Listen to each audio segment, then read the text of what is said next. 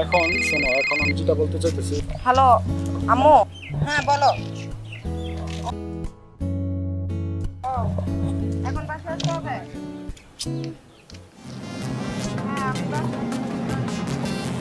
হায় রে মা রে, এই মার জন্য আজকে প্রেম কইরা কোনো মজা পাইলাম।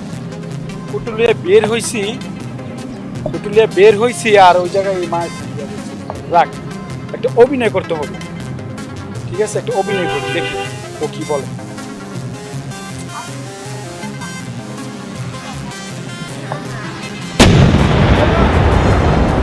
প্রিয়া, রাসেল উঠো উঠো উঠো। রাসেল কি হয়েছে তোমার? রাসেল পানি কোথায় পাবো? কি হেল্প করো প্লিজ। আশেপাশে তো কেউ নাই। রাসেল প্লিজ ওঠো না। রাসেল রাসেল হ্যাঁ রাসেল ওঠো না। উঠো। এটা কি হলো? তুমি আমার সাথে এরকম কি করছো? কি হলো?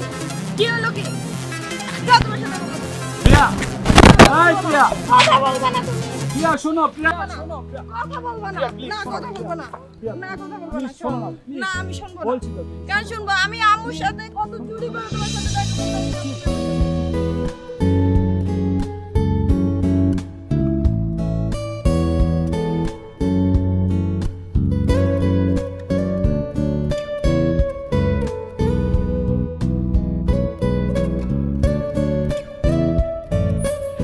হ্যাঁ বলেন।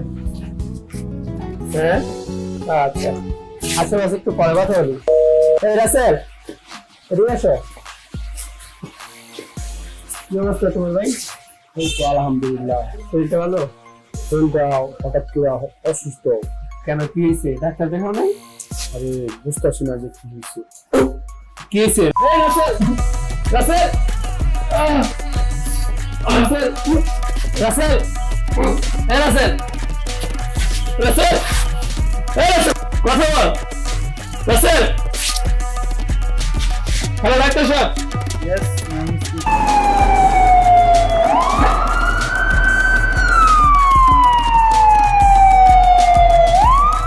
ডাক্তার সাহেব, কি হয়েছে?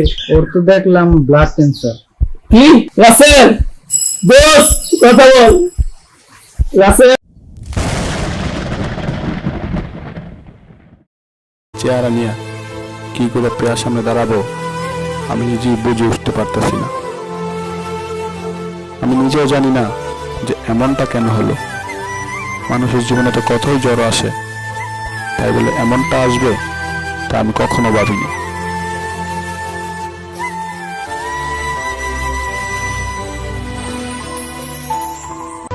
জানি না এই কথাগুলো শোনার পরে প্রিয়া কি করবে আমি নিজেও জানি না।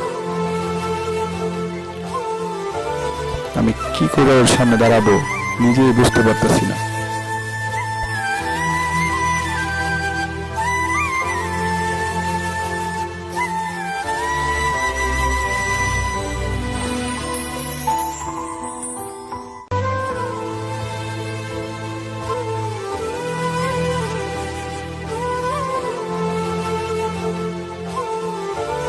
এখন আমি ওর কাছে কি যাওয়াটা উচিত হবে না যাব না আমি বুঝে উঠতে পারতেছি না।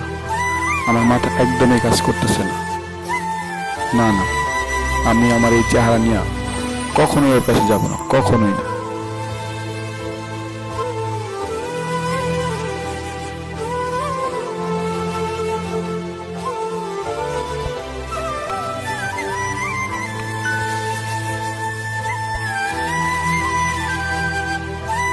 আমার জীবন শেষ করে দেবো, তারপর আমি ওর কাছে যাব না।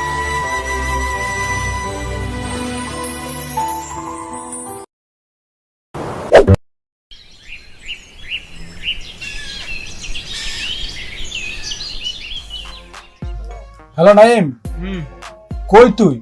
এই তো আসি রাস্তায়। একটু রমজান চাচার দোকানে আসতে পারবি? হ্যাঁ আসতে পারবো। একটু জরুরি আয় তো, একটু কথা আছে। আচ্ছা ওয়েট করো, আসতেছি। আচ্ছা তাড়াতাড়ি আয়।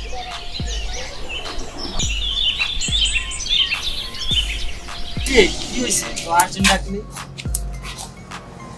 দেখ, আমি কখনো ভাবি নাই যে এমন একটা রোগ আমার হবে। কেন কি হয়েছে? আমার ব্লাড ক্যান্সার। কি কস? ঠিক আছে, আমি চাই না প্রিয়া এই কথা শুই না আমার সাথে মানে অনেকই হতাশ হয়ে পড়বে। আমি এই জন্য প্রিয়ার সাথে দেখা করতে যাই নাই। প্রিয়া অনেকবার কল দিচ্ছিল, তো আমি প্রিয়ার কাছে যাইতে পারি না। ঠিক আছে, তুই দেখ, তুই আমার বন্ধু হইলে আস, ভাই হইলেও আস, তুই আমার জন্য একটা উপকার কর। বল, তুই শুধু খালি প্রিয়াকে চিঠি এনে দিবি। সাধারণ এই কাজটা করার জন্য এত রিকোয়েস্ট করছিস, তুই আমার বন্ধু না বেটা? তুই জাস্ট খালি এই চিঠিটা ওর হাতে দিবি। ও যদি জিজ্ঞেস করে যে আমি কোথায়, বলবি ও জানি না ও কোথায় গেছে, কিন্তু জাস্ট বলছে চিঠিটা তোমাকে দিতে, তাই আমি চিঠিটা তোমাকে দিতে আসছি। আচ্ছা ঠিক আছে, কোনো চিন্তা করিস না, চিন্তা আমি ওর কাছে পৌঁছাই দিই।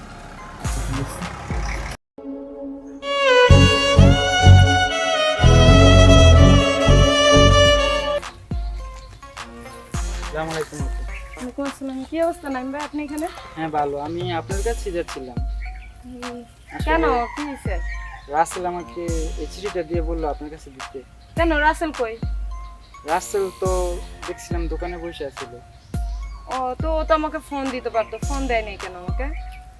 এটা তো আমি জানি না, ওর কাছে জিজ্ঞেস করে। আচ্ছা আচ্ছা। আমি আসি আর কি। আচ্ছা ঠিক আছে। প্রিয়া, জানি তুমি আমার এই চিঠিটা পাওয়ার পরে খুবই কষ্ট পাইবা, কিন্তু কি বলবো বলো। কিন্তু ওদিনকে অভিনয়ে আজকে খুব সত্যি হয়ে গেছে। আমার সত্যি ব্লাড ক্যান্সার হয়ে গেছে, কিন্তু আমি কখনো ভাবি নাই যে এবং অভিনয়টা সত্যি হয়ে দাঁড়াবে।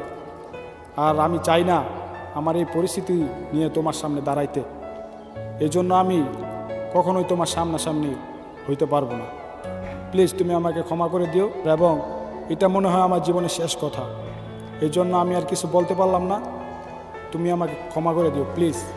আর এই তোমার সুন্দর জীবনটা তুমি রঙিন করে সাজিও, কিন্তু তুমি আমাকে ভুলে যেও প্লিজ, তুমি আমাকে ভুলে যাও। না, এটা আমি মানি না। এই চিঠিটা মিথ্যা, এই চিঠির সব কথা মিথ্যা। আমি এখনই রাসেলের সাথে দেখা করবো, যে করে হোক দেখা।